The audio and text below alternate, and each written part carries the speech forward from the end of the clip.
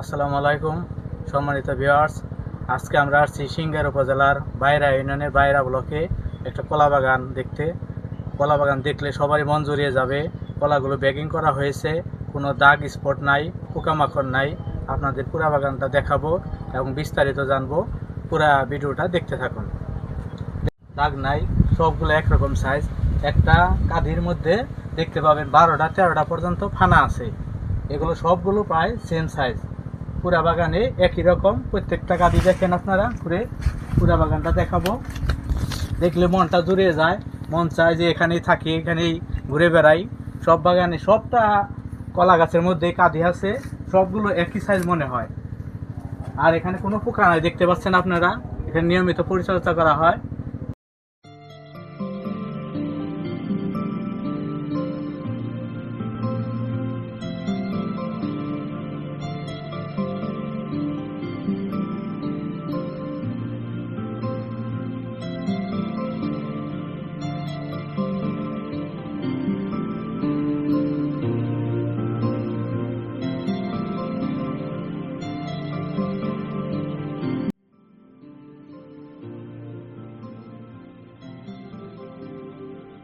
আমি কাজী শহীদুল ফেরদৌস। আমি বাইরা ব্লকে আছি। তো এখন আমরা চর জামালপুর বাইরা ব্লকের আওতাধীন একটা মাঠে কলা বাগানে চলে এসেছি।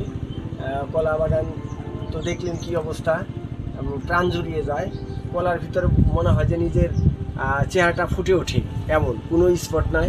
তো এই কৃষকটা ছিল খুবই আধুনিক, যেভাবে বলছি সেভাবে কাজ করেছে। যে কারণে প্রথমে এটা ব্যাগিং সিস্টেম করা ছিল। ব্যাগিং সিস্টেম করাতে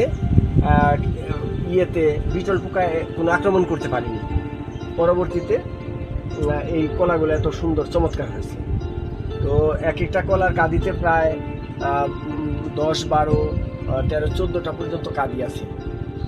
একেবারে মানুষ সমান গাছটা যে যত বড় প্রায় কতটুকু এই প্রতিটা কাঁদি আসছে। এটা আসলে দেখার মতো জায়গা। আমি মনে করি যে এই কলা বাগানে খুব লাভজনক একটা ব্যবসা। কৃষক ভাইদের মনে এখনও এলাকার সবাই বলছে যে আমরা কলা চাষ করি, কলা চাষে আমরা লাভবান হই। আমাদের ভিডিও ভালো লাগলে আমাদের চ্যানেলটি সাবস্ক্রাইব করে দিন।